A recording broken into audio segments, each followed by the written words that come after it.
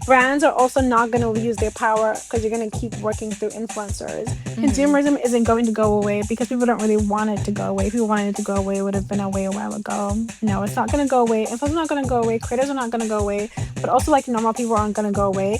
I think we're going to be fine if we just accept, like, this is the status quo. Also, you don't have to be in a place like New York or Nantucket. You can get out to a bunch of other cities and it'll be fine.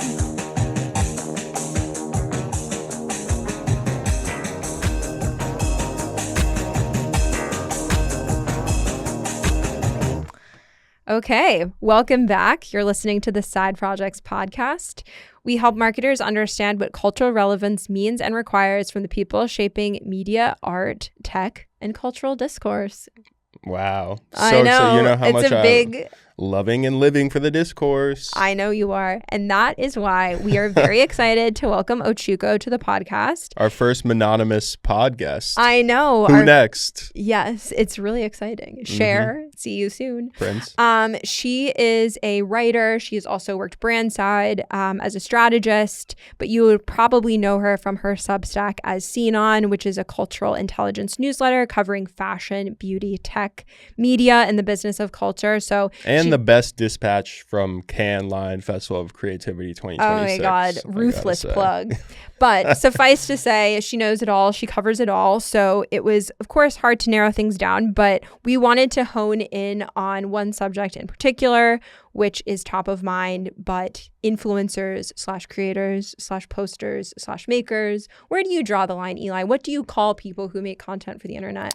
You know, Clara, first of all, I'm so glad you asked that question. I knew that you would have a thought. Such a critical juncture I know. In the cultural discourse. But, you know, I do recognize that this focus on vocabulary can be kind of trite. It can be kind of absurd. It's the whole kind of killing two birds with one stone, feeding two birds with one scone type of thing, you know, whatever. But I do think, you know, it's important to kind of distinguish, and we get into, actually, is it that important to distinguish? Ochuko has some interesting points, but I've always thought it was a bit ridiculous that we're calling people who, you know, mix different kinds of flavored water as a creator. So I don't know. I think maybe getting a bit sharper on that.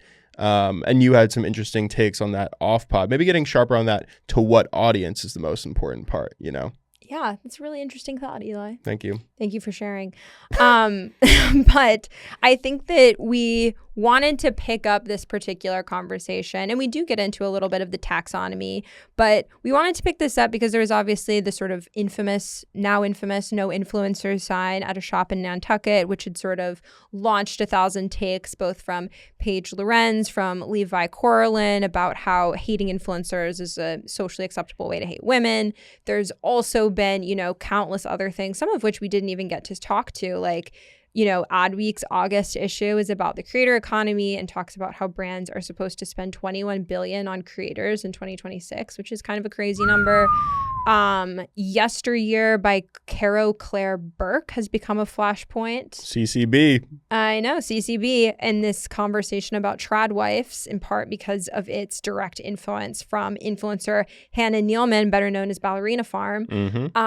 But basically, I cite all these different things just to say, and we talk about it, is this an inflection point? Is this sort of just yet another moment in reckoning with the way that the creator economy has changed, the way that culture operates, the way that society operates, frankly? Like, I think that there's a lot of interesting reaction against, you know, social norms that have changed, you know, talking about ring lights in restaurants, talking about, you know, influencers making content in Nantucket. But I think that the discussion is nuanced, and we had a really great time with Ochuko, you know, getting into it. Clara, you were moving through those points like Trump in a catering cart. Wow, you are being so nice today. You're talking about that like it's the first time I've said something nice into a microphone. I'm just smiling out of genuine But no, enjoyment. I do think this is something that we're also feeling, like how we start to think about promoting side projects, promoting all the work. I was wondering if you were going to get meta about it.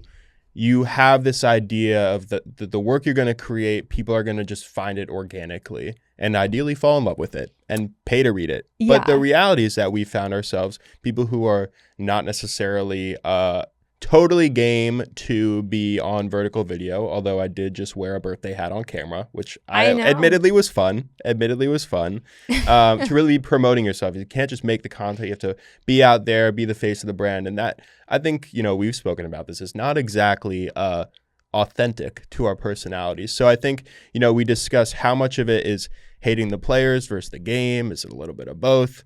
But how much are we now all essentially complicit in this system together? Do you know what I mean? Mm-hmm. I think that I think this is the part of it that is also interesting to me, is I think it's really easy to hate on influencers as if we are all essentially on the sidelines. But I think that we are all also consumers, whether you think of yourself as being a hate watcher of influencer content, whether you love influencer content. It is something that is endemic to life online. Mm-hmm. And I think that it's really hard to get outside of it, frankly, and to have sort of a totally objective point of view. So I am, interested in the contradictions, Eli, as you know. As always. Well, as a friendly reminder, Side Projects podcast out every Tuesday, wherever you listen. And be sure to subscribe to the Side Projects newsletter on Substack as well. And without further ado, let's bring Ochuko onto the pod.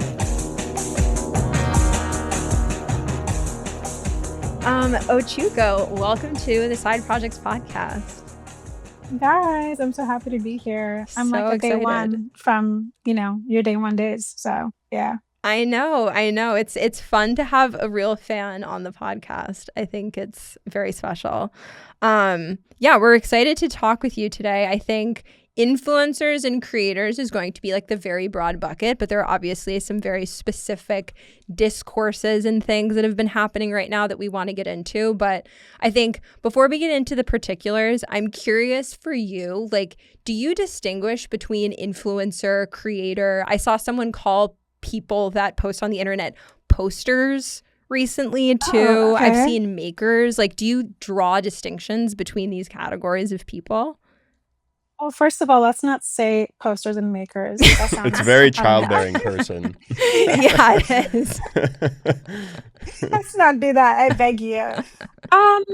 Honestly, you'd asked me that, and I thought about that a little bit. So, when I think of influencers, I definitely think of people who are how the whole Kim K thing of you have no talent. You're just really pretty and on there and doing stuff. Yeah, I think of influencers as very broad internet vibey people who are selling us makeup and shoes and their personalities and whatever. But definitely you're buying into them as a person, peak targets for parasocial relationships. That my favorite people on the internet are influencers. To be fair, I love them. I have a bunch that I followed for years. And then when I think of creators, I definitely think of people like us who are, I don't know, just bringing something very, very specific to the internet. And it's less about us as people and more about whatever knowledge or specialty that you're bringing there. Obviously, there's a lot of overlap, and I think the best place to be is a creator influencer, But yeah, I definitely see a difference there. I think influencers are definitely the ones that I was hating on right now, and then creators are on Substack being Substack is so different because it's all smart here and it's not Instagram. Yeah, that's definitely the. What about you guys? Yeah, I mean, it's interesting. I was reading Kate Lindsay wrote a piece in Embedded about the weighing in sort of on Levi, blanking on her name, Levi's take about hating influencers and is an acceptable way to hate women. And she was basically saying that the pivot from calling people influencers to calling people creators was sort of an attempt, I guess, and I'm paraphrasing her a bit, was an attempt to make it sort of more gender neutral, that creator feels like it carries less baggage, I guess, than influencer. But I agree with you. I feel like I think that influencer feels to me like the sort of 0.0 version of somebody that is online to sell you something. And I think creator is someone who is maybe still doing brand deals and maybe still themselves in maybe a complicated position vis-a-vis what to do and what not to do. But I think that there's maybe more of a value add beyond consumption. I do draw a distinction myself, but I think it's even interesting. A a couple of years ago, I heard Willa Bennett speak on a panel. She was being interviewed and someone asked her, oh, do you think of yourself as a creator? And she was like, absolutely not. I consider myself an editor and all these things. And that's totally fair. But I think she sort of got, I mean, at least to me, like, I think her editorial career is sort of founded on the fact that she was also a figure outside of the world of editorial, you know? And so I think I'm just sort of curious about where people draw the line between like creators are someone else versus I sort of include myself within this bucket, if that makes sense. And do you think also there's a respectability thing to do with it? You know, I think How a lot so? of influencers want to be creators as well, because just kind of like what we said, there's a connotation that you're bringing something to the table beyond, vibes and products and whatever. And vibes are very interesting, that they're the thing that keeps us scrolling.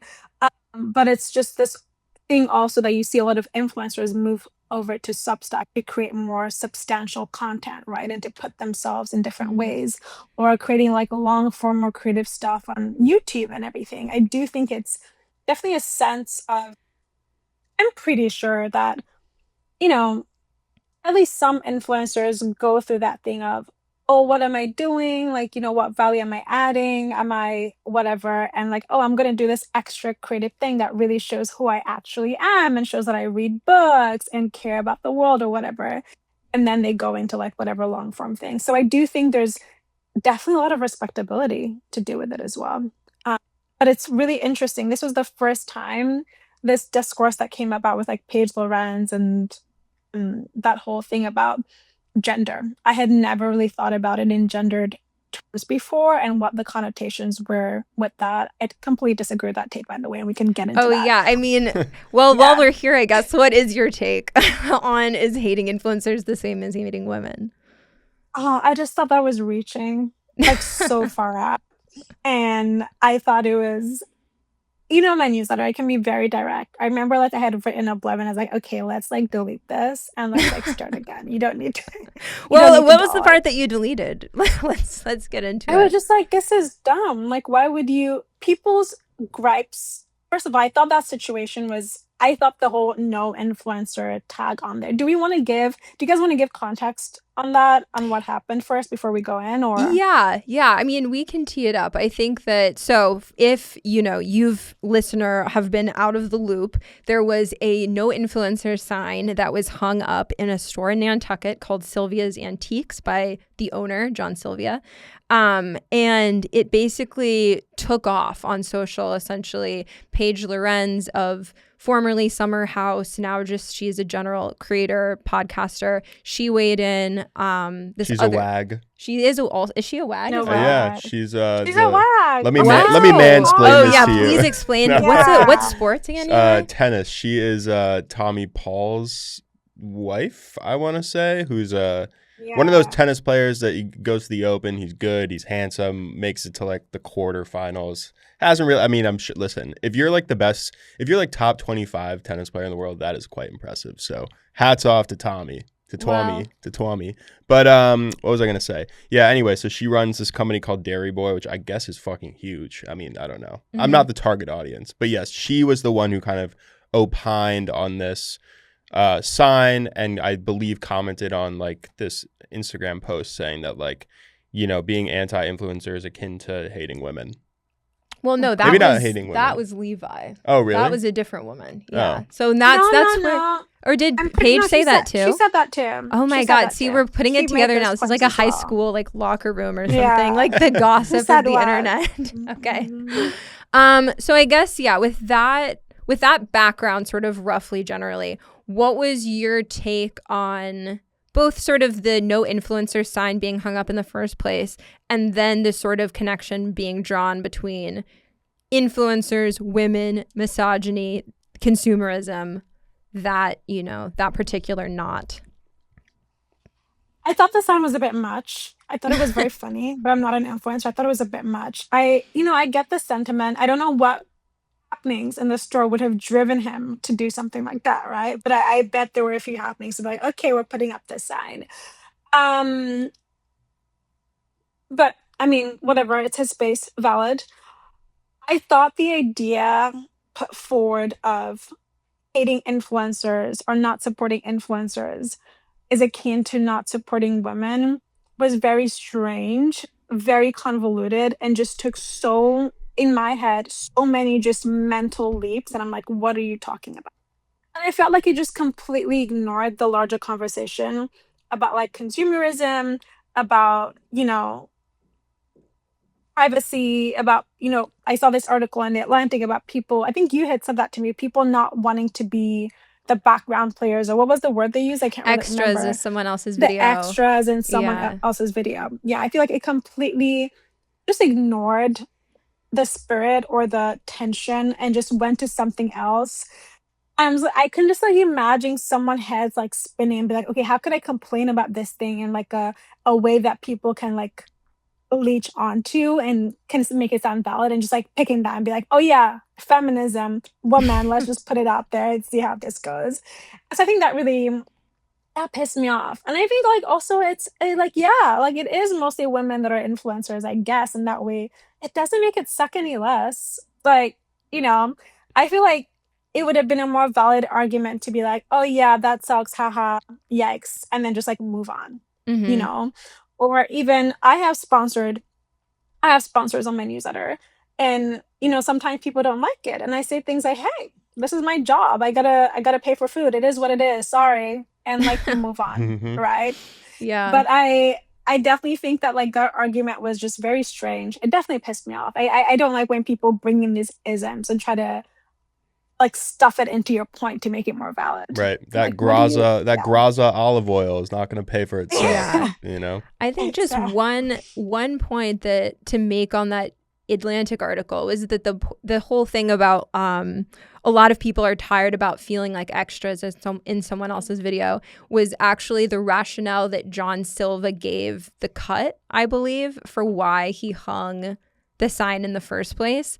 And I think it is interesting to kind of seize upon that, because I think, and I guess, people could disagree and say, no, it's still John Sylvia's misogyny within. But I do think, I agree with you that I think the situation is obviously much more nuanced than just being about misogyny. But I also think that he may be misguided, as his sign was, what is putting his finger on something real, which is that I do think that a lot of people feel maybe either resentful, aggrieved, or otherwise maybe just a bit hesitant about the way that the creator economy has scaled and become so much more visible so quickly.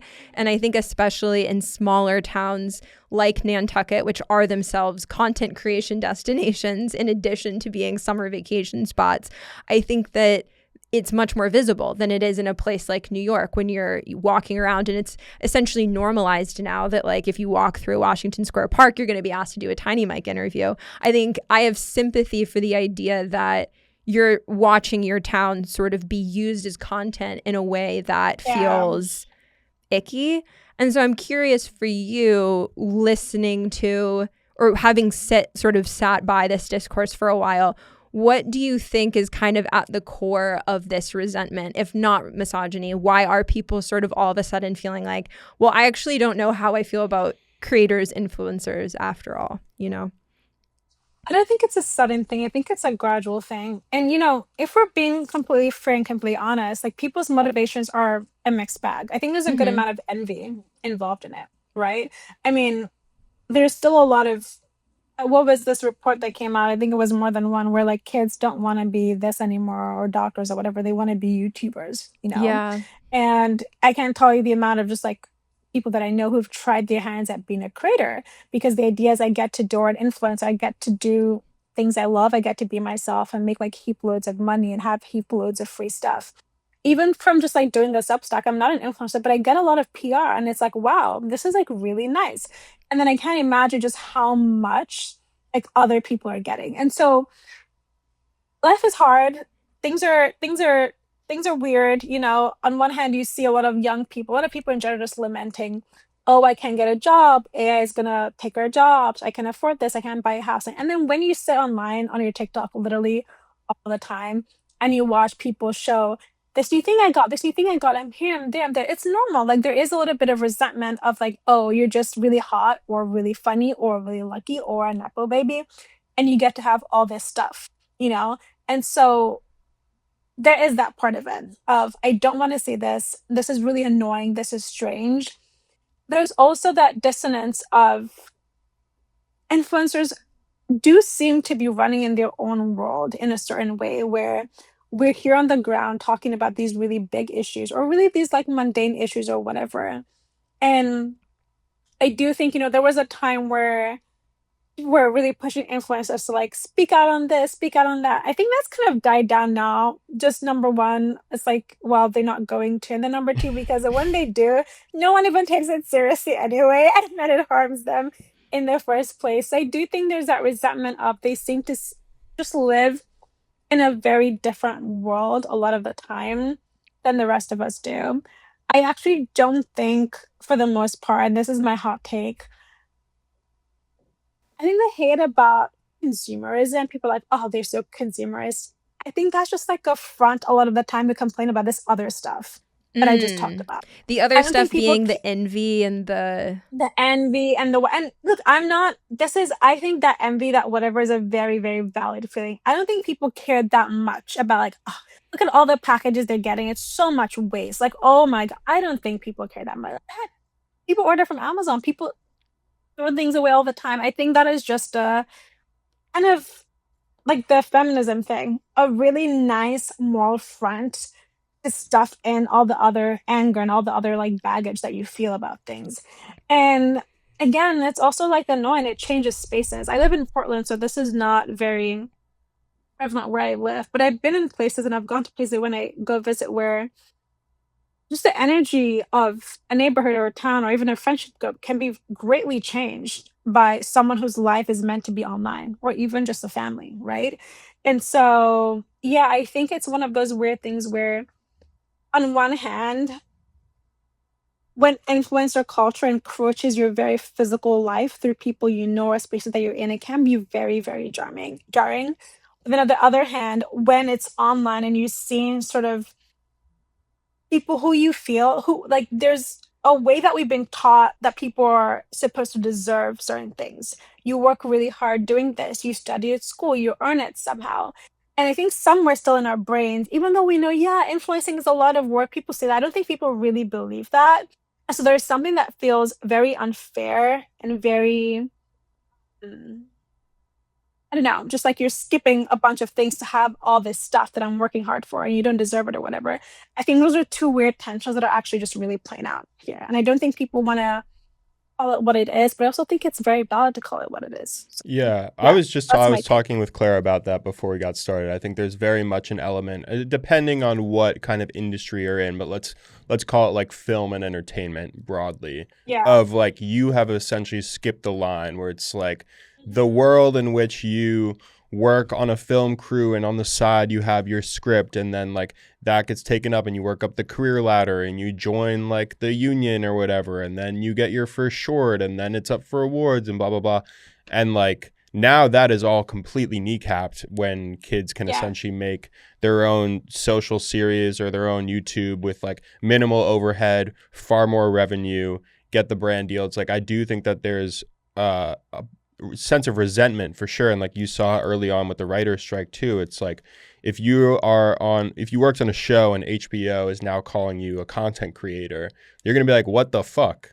Like I'm like I don't know, I worked on like a proper film set. But I do think that eventually like there might need to be some type of recalibration where it's like if social Yeah. is kind of like the new TV or YouTube is the new TV, like how do you kind of like change your perspective on those accolades, I guess. But I totally get it too, because I personally feel a sense of resentment. Well, do you want to too, unpack and your it's- resentment? No, it's here just on I the mean it's show? more just like I think how visible influencing is and how like aspirational it's become. Like I don't necessarily buy into a lot of that. But I think I'm just kind of like a grizzled old man. I'm shaking my fist in the camera right now. The people see you. Yeah. Like You know, it's like you go to a restaurant, someone has like a fucking gaffer to like show Yeah. the hamburger or something. Yeah. Like, come Oh on. And that's God. like, It's just, again, that's it's a like a very lot. prominent example, but I don't know. Or like all these kids who are, which is great. They're paying for college with all the like Tarte brand deals and whatever. But I'm like, shouldn't we want a system where people can go to school without, doing Yeah. whatever. But that is, it's a broader A thing. word that came to my mind actually when you were talking is honor. I Mm. think people respect honor more than they think they do. And I don't think that fundamentally people think there's a lot of honor in being an influencer, right? And so when they see the rewards without that honor, I think it's very jarring for people. Yeah. So, Well, what do yeah. you, I mean, like, not remember, it wasn't that long ago, but like TikTok, they were like, TikTokers are front row at Fashion Week, and like TikTokers are now That's on luxury exactly. brands or whatever. And like, I'm curious your thoughts. Like, do you think that was like cheap? Do you think that was like brands now kind of meeting the consumer where they're at and like understanding the new media ecosystem? Because I feel like now I don't really know any. I mean, I'm not really that. This is more of like Trey's territory, to be honest with you. But like, I don't really know any TikTokers front row at Fashion Week. Does that still happen? Yeah. I don't know. I don't follow. Yeah, Fashion Week is one of those things I don't write about. I don't follow it just too much, and I don't really care about it.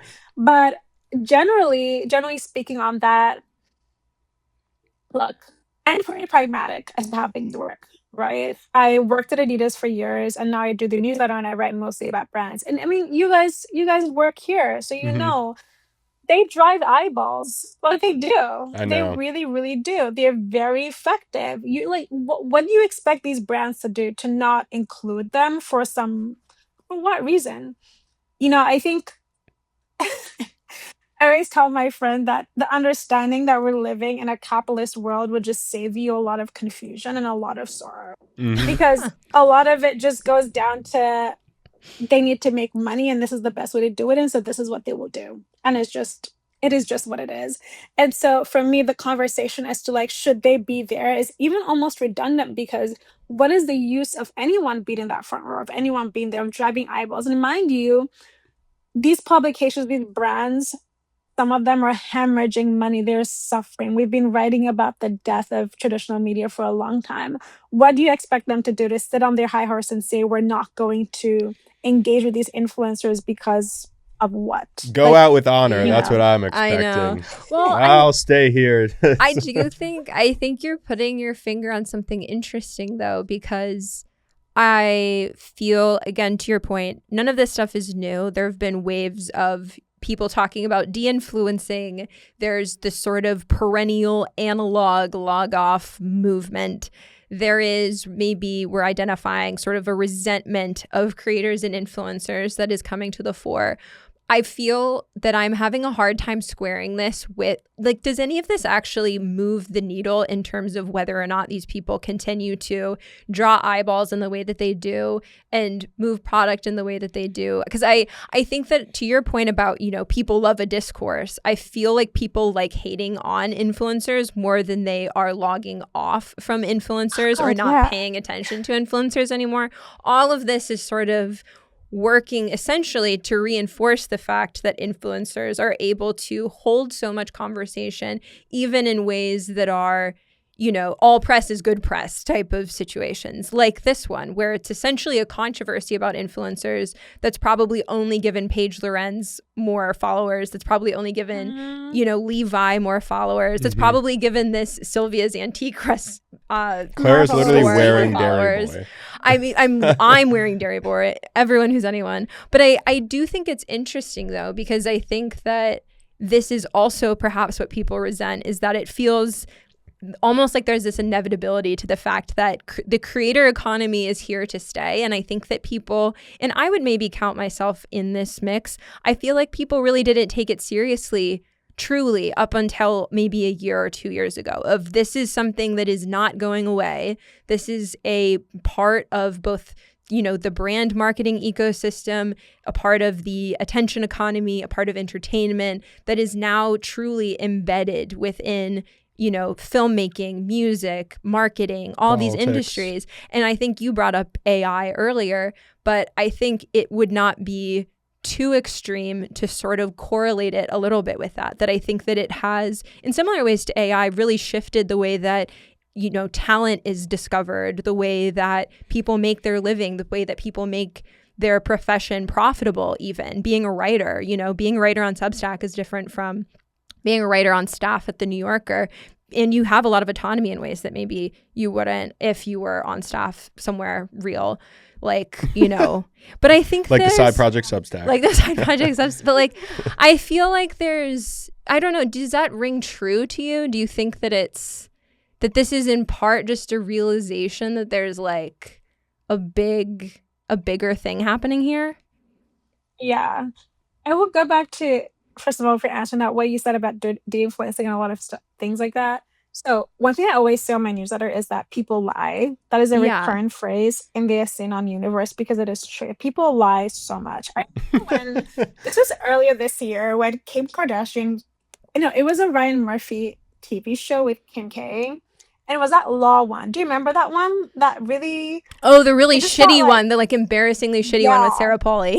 Yes. yeah, it got panned so bad. And what was it? It was like the #1 show on Hulu for like ages. Yes. And it broke like all these streaming records. And the hate watch is real. The hate watch is so real. But also, people forget that most people are not even commenting online or creating content. A lot of people are still just going out and supporting the influencers, buying their stuff. A lot of people don't care to sit down and intellectualize what the creator economy is doing to whatever. That is a very small subset of people. Most people are just going along and doing their thing. And so, yeah, I mean, over time, just seeing all these headlines of, they come in peaks. They come in peaks. Yeah. They come in waves of, Gen Z is, this always Gen Z is doing this, that, or the third. Gen Z is, having grandma hobbies and not being online anymore. Or the New York Times is going to pick like these 10 kids who have sworn off, like technology and be like, yeah, Gen Z, they're turning into Luddites. And these like de-influencing, like de-influencing come out in a waves of every 2 years of the end. It's just like, okay, the end of influencers is like the end of the Kardashians. It's never gonna happen. It's literally never gonna happen. People have been writing forever about how, is this the end for them? Have they lost their influence? Is this over? It's not going to happen. It's not. When it means about our society that this is never going to happen, but it's not. I don't think that if you talk to any brand right now, and you do, everything is failing. Like Google is not doing its thing anymore in terms of like driving awareness and whatever. People, influencers are the last bastion of pretty much every industry at this point in time. Even freaking OpenAI is working with influencers now, flying them out. People are selling out for pretty much anything. And so I do think that this is a very long process of acceptance, denial, mourning, what it means that this is our world and it's not going to go away. I don't really see a situation where people hate influencers so much that they just stop watching them and stop buying products that they recommend. Like, how much willpower do you think people have? Yeah. Like, Well, I feel like people are eating Crumble cookies with hot Cheetos on them. Yeah, We're talking I about know. willpower. It's Talking about crazy. willpower. Yeah, Well, right. like, where do you feel like we are? I like your 5 stages of grief analogy. Where do you feel like we are as a society in terms of... Let me Google the 5 stages of grief. Let me get them right. I feel like... It's a good thing you don't have them readily Yeah, available, I'm gonna be exactly. honest with you. Yeah. But I guess I'm curious, like, if we are sort of in the process of grieving and accepting the fact that the creator economy is here to stay. Some are grieving. Let's be clear. and share with us the 5 stages so that our listeners and we are all aware. Let us go through them one by one and say yeah or nay to see if we think we've skipped that. So the first is, it's denial, anger, bargaining, depression, and acceptance. I think we're done with denial. I think we're accepting it. Yeah, they're here to stay. Anger, I think we're done with anger for the most part. I think so.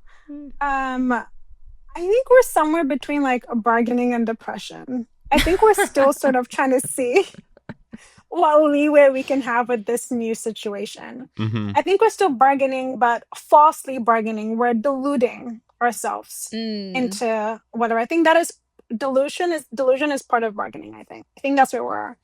Yeah. And then we're going to be depressed and then we're going to accept it. And that's what it is. It's interesting. I was sort of, I was thinking that we're somewhere within anger. Is it anger and bargaining that are next to each other?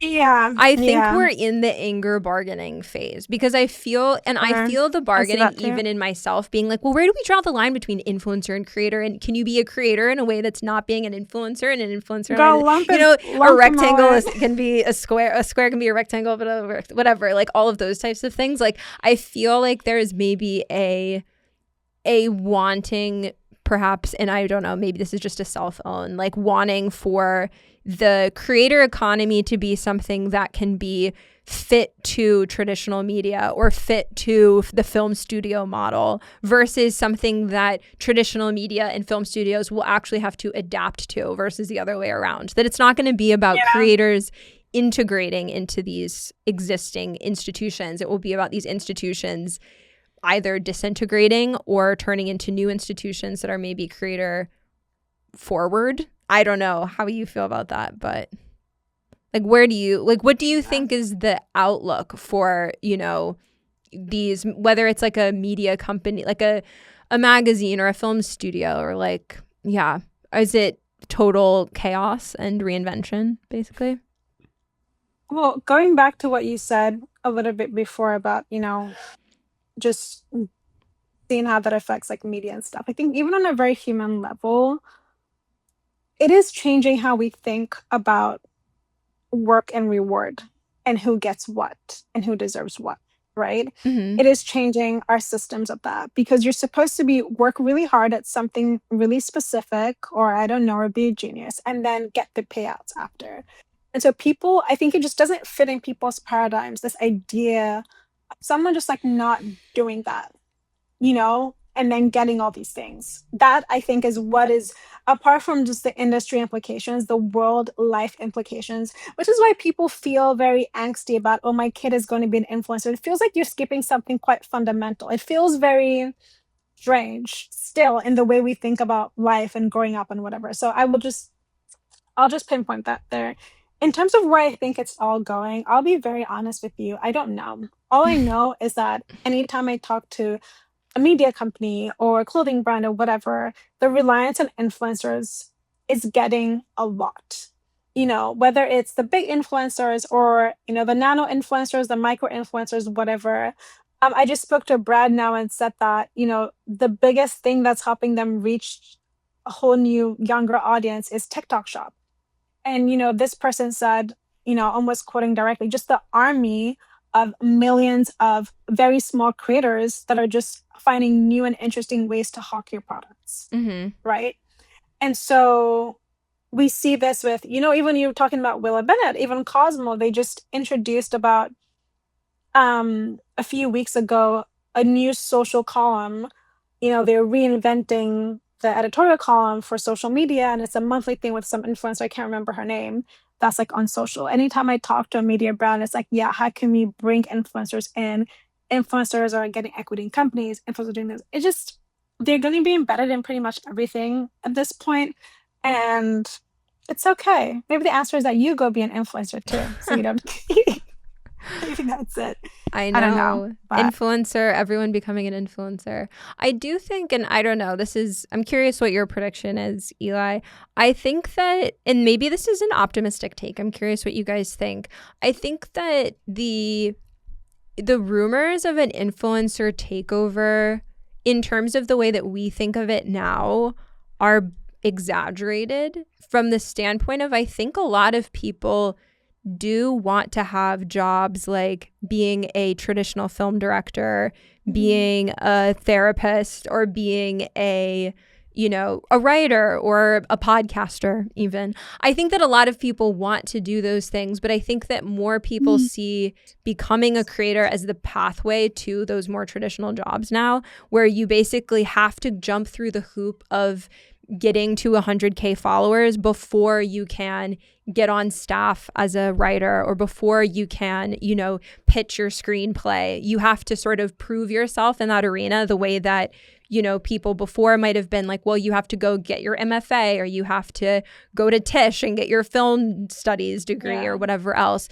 That I think, and again, maybe optimistic, but I think that a lot of kids do just see it as a means to an end, and the way that people are responding to creators and influencers is in some ways indicative of like when you came of age. Because I feel even in myself kind of this push-pull of, on one hand, I feel like I'm a traditionalist. You know, I went to college, and I think it was, I would basically, up until maybe this point last year, have been like, well, of course my kid is going to go to college. But now, you know, things are expensive, things are different. Do you need to go? You know, if your goal is to become a filmmaker, maybe you are better off investing $100K in film equipment and just making short videos with your friends and trying to make a cool YouTube video. Like, maybe that is better for you. I don't really know.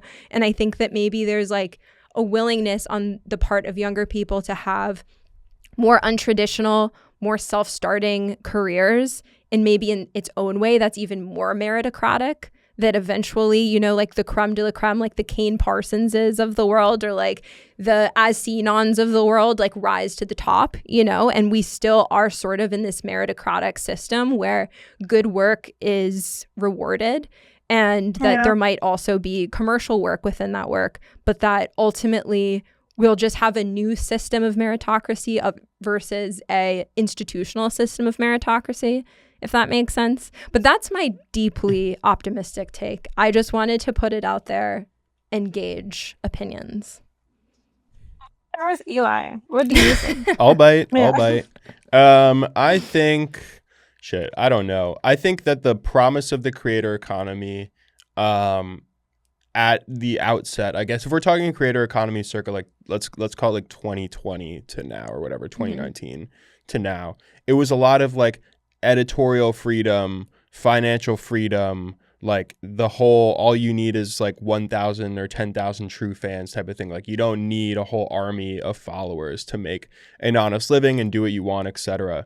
But I think like underneath all of that simmering is a real precarity that, which is quite obvious. Like, you do not have the institutional backing of a company, of lawyers to help you do research, all of that. And also, like, you're essentially perma freelance, which I don't know how sustainable that is. Not to say that I'm putting a lot of faith in you know, how we can build back a lot of these media institutions. David Ellison, if you're willing to throw some money this way, we will happily take it. Not you, Bari. We love your money. But yeah, I mean, I just don't know. I think there's gonna be people who rise to the top, and then there's gonna be people who are fighting for TikTok shop scraps, and that might be enough to get by. I don't know. Yeah. But like, I could see a greater kind of stratification where it's like you have this initial kind of like very glossy promise, and I don't know that plays out. It's like 0.2% of high school basketball players go to the NBA, you know? Mm-hmm. But I don't know. That's like not really a prediction. All right, Ochuko, over to you for the final word on this before our final question. Yeah. Don't be too heavy excited. stuff. Those TikTok shop scraps can be pretty chunky. Don't underestimate them. Oh, I won't. I'm sure I would take them any day. Well, you had said something, Clara, about just normal people and normal jobs. Yeah, I mean, like I said, I don't live in New York. I live in Portland. Most people are not walking around in that way with their phones out and whatever. And most people I know are still just wanting to get normal jobs and do normal stuff. And thank God as well. I know. And so I don't think that we're going to be out of a workforce. I don't think there's going to be some massive influencer brain drain. It's not going to work. And kind of like what you said, Eli, like most people try, they'll find out that it's not that easy. And yeah, like the money can't really go down to everyone. Even if you just think about Substack, like, geez, like how many are you going to subscribe to? You got to pick and choose, and you're not going to get chosen all the time. So it's not going to work out that way. It's over for you all. Sorry, anyone listening.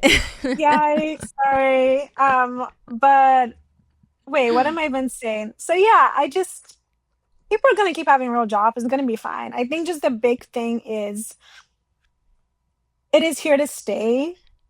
You know, brands are also not going to lose their power because you're going to keep working through influencers. Consumerism isn't going to go away because people don't really want it to go away. If you wanted it to go away, it would have been away a while ago. No, it's not going to go away. Influencers are not going to go away. Creators are not going to go away.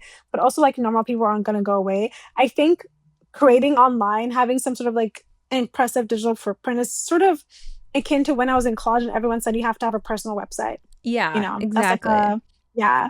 And so everyone's gonna do it, and a lot of people are just gonna do it to have it as a link to their resume or something to send off to like whoever. People are gonna spam LinkedIn when they're looking for a job and then get off because a lot of people also just don't really care that much. You could not pay my husband to be going and making TikTok. He thinks that is so, yeah, bad word. I'm not gonna say, but he hates that stuff. Right? And so I think we're gonna be fine if we just accept like this is the status quo. Also, you don't have to be in a place like New York or Nantucket. You can get out to a bunch of other cities and it'll be fine. The many other Yes. cities. I guess There are many just other cities. one last question, just on Substack before we ask our last question. Did you read Yeah. Emily Sundberg's newsletter about like her sort of rise to success on Substack and how she doesn't think it can be replicated essentially? Yeah, that was a while ago, right? Yeah. Like, do you think that there is sort of like a ceiling on these things that like there's not actually infinite room at the top? Because I Oh, I do, 100% yeah, believe that. yeah. And it depends on the platform. On Substack, way more because Substack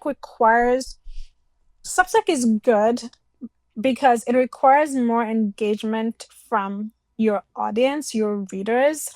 And so it's good in the sense that you're building some sort of substantial relationship. But it's hard in the sense that people just don't have that kind of bandwidth for, how long does it take me to read a Substack newsletter versus like watch a single TikTok or even scroll Mm-hmm. through like the last 50 of someone's TikToks?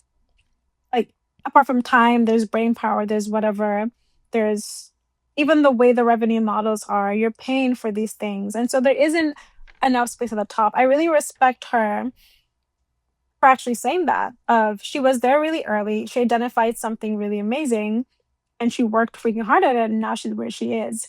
If Emily would have started writing now, I don't think it'd be the same, which is what she's saying as well. Mm-hmm. And so I do think that again it points down out to that narrative of being a creator is the only way to make money is you have to be also like anything else have immense amount of luck and Mm-hmm. timing, and it's different for every platform.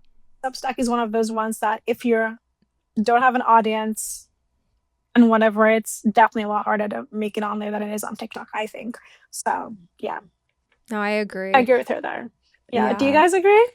I do. I mean, I think that it's as with all of these platforms, like I feel like I know people who have been sort of early adopters of, Instagram or early adopters of YouTube. And I do think that there's a bonus for those things. And I feel like you also see that when new platforms release. Like I remember, you guys remember Be Real and how it was like all these brands were getting on there trying to figure out how to go viral on Be Real. Like I do think that there is a huge incentive to be the first to quote unquote figure out a new platform. And I do wonder if once this, the sort of like, when are we due for a new, big platform? But taking a break. Do you want a new platform? I guess you want another one? It's a good question. I don't know that I want one. I guess I wonder if it's like inevitable in some way that someone will try to create sort of a new place for people to master, and if it sort of becomes a new frontier every time. Do you know what I mean? Fair enough. Sort of Yeah, they keep trying. rewarding the adaption. Anyway, adoption, yes. But to close us out and to take us away from the world of the internet, what is a offline recommendation / book? I believe you'll do a book, but what is a book or offline recommendation that you have for the listeners? Okay, so I was actually reading this right before thing. Deborah is this Levy. August Blue? It's August Blue. Have you read it? Yes, I loved it. Yeah. I'm 20 pages in. I'm loving it. Honestly, I've been on a Deborah Levy kick. I read Hot Milk this summer. Yeah, anything by her this summer. She's amazing. She's fun and accessible, but also like pretty erudite, which we love. So yeah, pick up a Deborah Levy. Her books have never passed like 200 pages. Yeah, I retweet that. Yeah. Well, thank you so much for coming on, Ochuko. This has been so fun. Thanks for having me. I love this, and I hope no influencers take offense. Yeah, this is It's all good. love. This is obviously all love. We do also have a It'll be TikTok shop expected. where you can Yeah, buy exactly. You several can different buy items. more podcast I will episodes on happily our take your TikTok money. shop. I Yeah. will happily take Eli your is money. selling I'll Temu throw a hair little bit of ass accessories. for some cash. too, Yeah. So, I love that. Ochuko, thank you so much. This is fun. Of course.